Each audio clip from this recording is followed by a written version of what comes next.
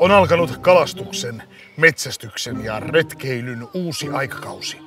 On syntynyt uusi mullistava keksintö, kupilka. Olen tullut testaamaan sitä ääriolosuhteissa, armottomassa erämaassa. Metsässä. Tai no, muistikossa. Kupilkalla voi tehdä hiekkalinnoja, kaivaa kuoppaa, kerätä mahlaa. Kupilkaa voi käyttää morttelina, hätärumpuna, linkona, karhun kaatovälineenä, nuotion sammuttamiseen, kalan houkuttimena, melontavälineenä,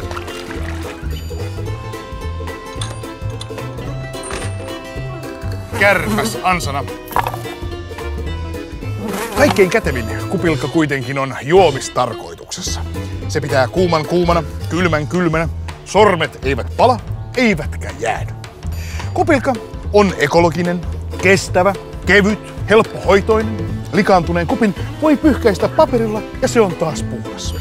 Ja siitä riittää myös isommalle porukalle. Mutta tärkeintä nykyisillä retkillä on se, että sinulla on ystävä, joka kantaa ne kaikki todella painavat vuonnot.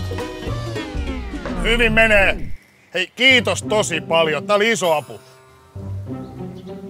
Yleistyökalu kupilka helpottaa elämääsi.